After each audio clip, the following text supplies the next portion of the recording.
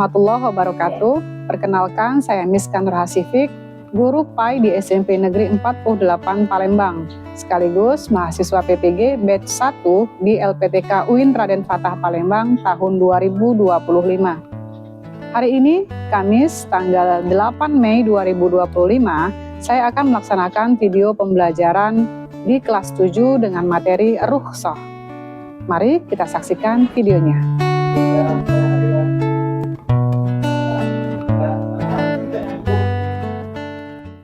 Assalamualaikum warahmatullahi wabarakatuh.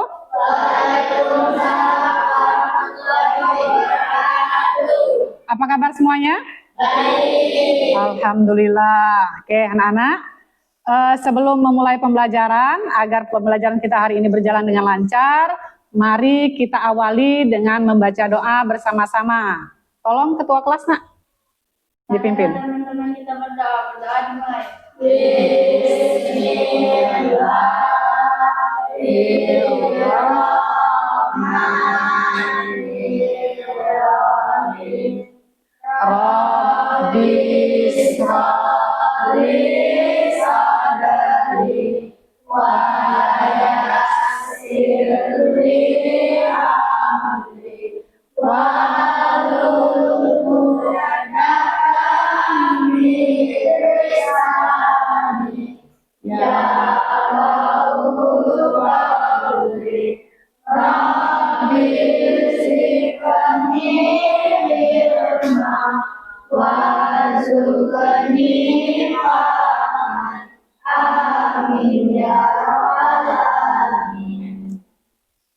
Oke, seperti biasa, kembali kita akan membacakan surah-surah pendek. Dan kebetulan hari ini kita sudah mencapai di surah terakhir pada juz 30, yaitu surah An-Nas. Betul. Marilah kita baca bersama-sama. Bismillahirrahmanirrahim. Qul a'udzu birabbin nas, malikin nas, ilahin nas, min syarril waswasil khannas, alladzi yuwaswisu fi sudurin nas, minal jinnati wan nas. Sadaqallahul azim. Untuk absensi hari ini, coba tolong ketua kelas siapa yang tidak hadir, Nak? Satrio sakit, Bu. Satrio, bentar ya. Satrio, oke. Satrio? Sakit. Terus siapa lagi? Farhan. Farhan kenapa? Izin, Bu. Farhan izin. Terus? Ada siapa? Siapa? Afika. Oh iya, Afika. Afika kenapa? Sakit. Afika sakit. Oke, 3 orang ya? Ya. Ya, terima kasih untuk yang hadir hari ini dan untuk teman-teman kita yang sakit, kita doakan bersama semoga segera lekas sembuh. Amin. Ya Rabbal Alamin. Oke. Ibu mau tanya, siapa yang masih ingat materi kita pada minggu sebelumnya? Apa materi kita? Apa, Nak? Tentang gibah dan tabayun. Betul. Gibah itu apa? Membicarakan keburukan orang lain. Betul, Jessica. Terus tabayun?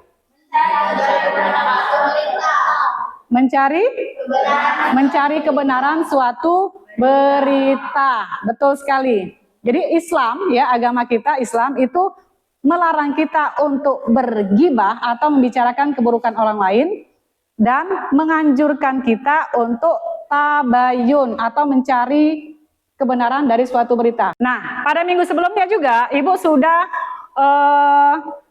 menyampaikan materi apa yang akan kita bahas pada hari ini, yaitu tentang rukhsah. Sebelum kita masuk kepada materi rukhsah, Ibu mau tanya terlebih dahulu, siapa yang pernah merasakan kesulitan dalam melaksanakan ibadah? Ya, Jessica, apa? Karena aku sakit pas bulan Ramadan. Sakit ketika di bulan Ramadan. Artinya Jessica mengalami kesulitan ketika berpuasa. Betul. Ada lagi? Saya, Bu. Ya, apa? Nenek di rumah tidak bisa sholat sambil berdiri. Oh, ada nenek di rumah yang tidak bisa sholat sambil berdiri. Ya, faktor umur ya. Faktor umur tidak bisa melaksanakan sholat sambil berdiri. Jadi kesulitannya dalam melaksanakan sholat. Betul ya? Sebelum kita masuk lebih jauh, coba perhatikan gambar ini. Perhatikan semuanya. Ya, ini adalah tujuan pembelajaran yang akan kita capai hari ini. Yang pertama adalah siswa ini dapat menjelaskan pengertian rukhsah dalam ibadah. Terus yang kedua, dapat mengidentifikasi apa saja bentuk-bentuk rukhsah dalam ibadah. Yang ketiga, memahami hikmah rukhsah dalam beribadah.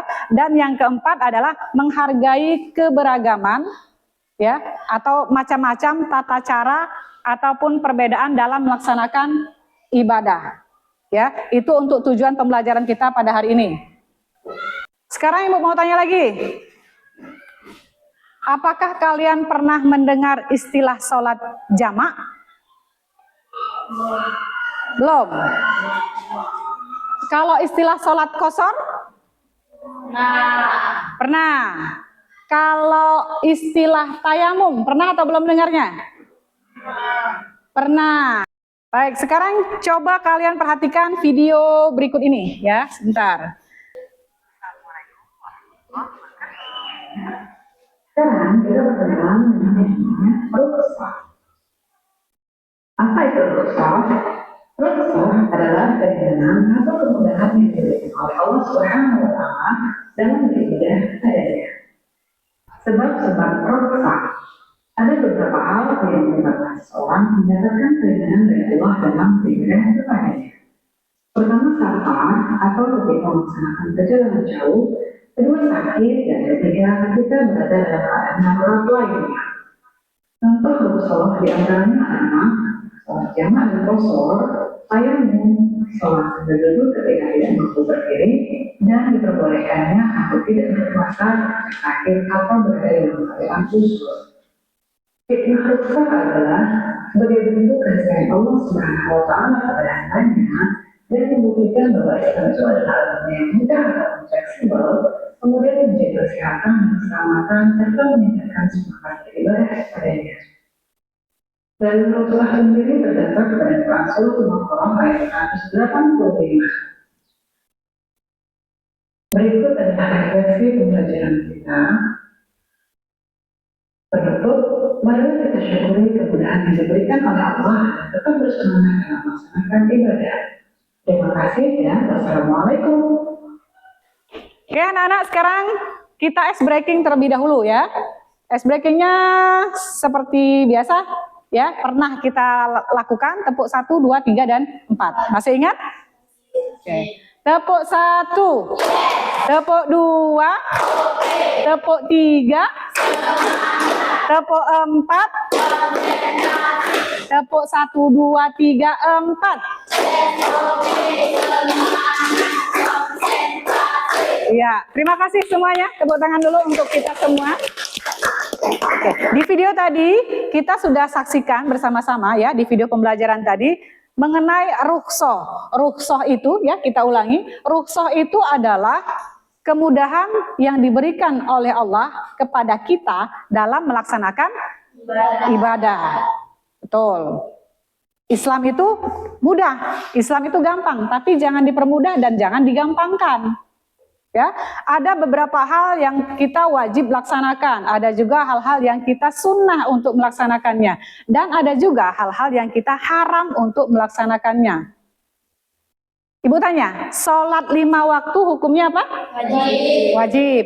Kalau berpuasa di bulan Ramadan? Wajib. Wajib juga, semuanya wajib. Yang namanya wajib tidak ada tawar-menawar.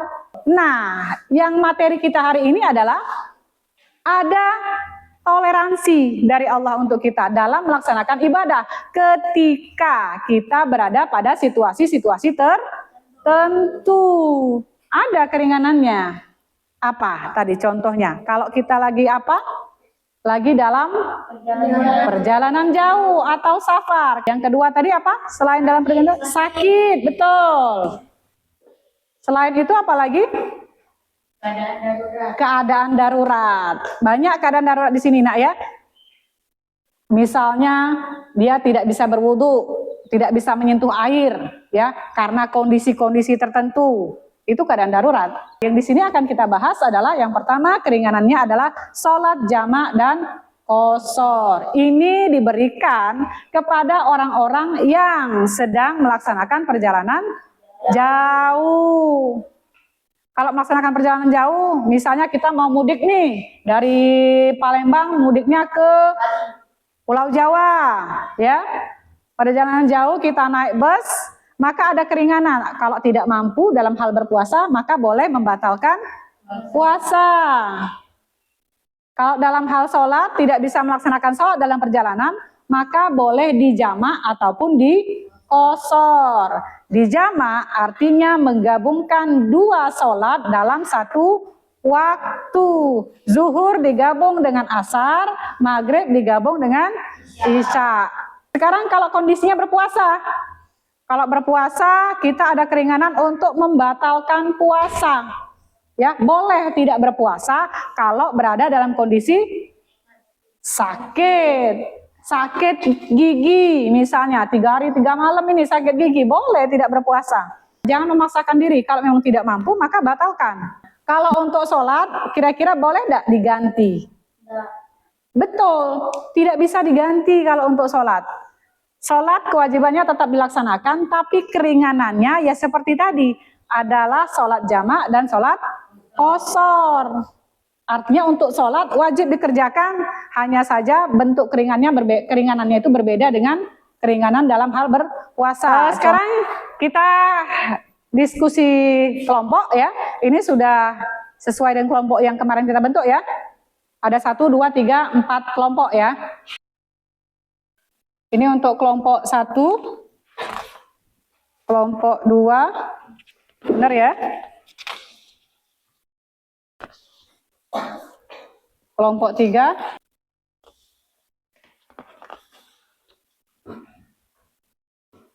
Ya, kalian baca dan diskusikan apa perintahnya dan apa situasi dan kondisinya.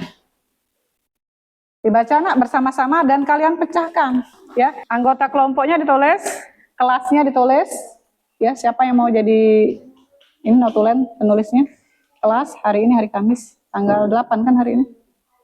Anggota kelompok ini untuk jawabannya sesuai dengan narasi atau permasalahan yang kalian dapatkan. Di sini Ibu kasih 4 permasalahan ya. Silakan diskusikan bersama teman-temannya. Kalian baca permasalahannya apa?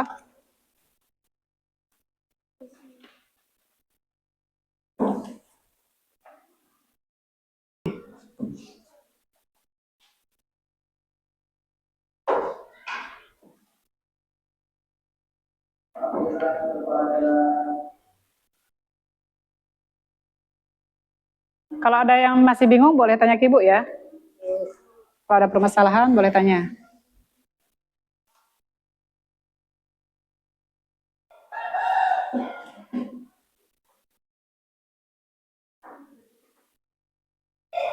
Paham ya dengan permasalahannya ya?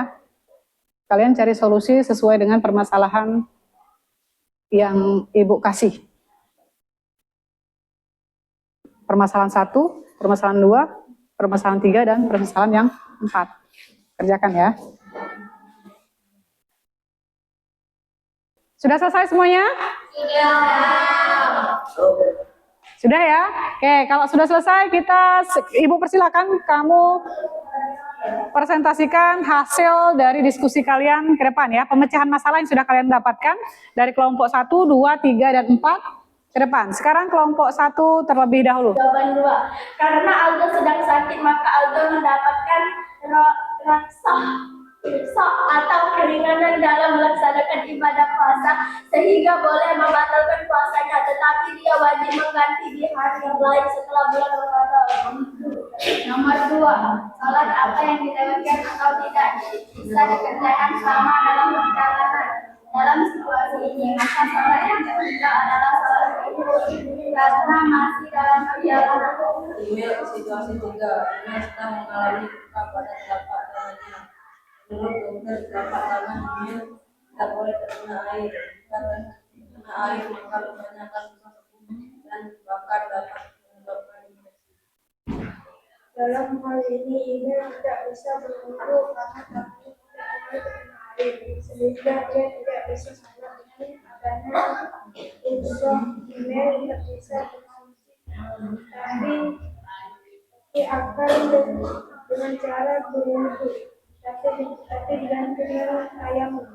Ya, oke. Terima kasih. Tepuk tangan untuk kelompok 4. Silakan kembali. Dari hasil diskusi tadi, sedikit banyaknya sudah Ibu lihat kalau kalian sudah cukup paham ketika ada di situasi-situasi tertentu, maka solusinya seperti apa. Ya, baik dari kelompok 1 sampai ke kelompok 4. Ada yang solusinya melaksanakan sholat jamak qashar, ada yang solusinya melaksanakan tayamum, ya, karena si email ya, si email sakit tangannya, terluka, tidak bisa kena air, maka dia boleh melaksanakan tayamum. Oke. Akhir pembelajaran ini kalian kerjakan dulu tes, ya, kerjakan soal.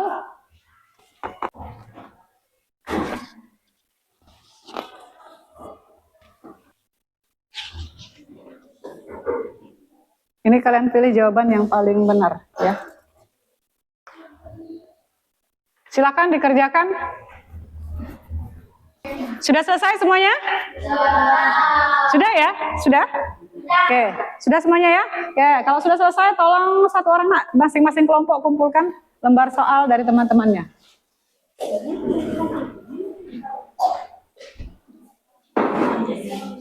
Oke, terima kasih. Terima kasih. Baik anak-anak, dari tes yang Ibu kasih tadi ya, sepertinya kalian sudah cukup memahami materi mengenai rukhsah, yaitu keringanan. Iya, betul. Keringanan yang diberikan oleh Allah dalam melaksanakan ibadah. Apa saja di antara bentuk-bentuk rukhsah? Salat jamak, salat qashar, tayamum. Jadi intinya Allah kasih keringanan kepada kita sebagai bentuk kasih sayang dan perhatian Allah kepada kita. Jadi jangan pernah berpikir bahwa Islam itu kaku, tapi Islam itu fleksibel, mudah ya. Tapi ingat kata Ibu tadi, jangan dipermudah. Islam itu gampang dan jangan digampangkan. Untuk minggu depan kita akan membahas materi tentang dinasti Abbasiyah ya. Jadi kalian boleh membaca-baca materi tentang dinasti Abbasiyah baik dari buku materi kita, ya, buku paket kita ataupun dari media sosial lainnya. Baik anak-anak, sebelum mengakhiri pembelajaran kita hari ini, kita berterima kasih kepada Allah dan semoga apa yang kita pelajari hari ini bisa menjadi ilmu yang berkah. Bersama-sama mengucapkan lafaz hamdalah, alhamdulillahirabbil alamin. Billahi nasta'in. Wassalamualaikum warahmatullahi wabarakatuh. Waalaikumsalam.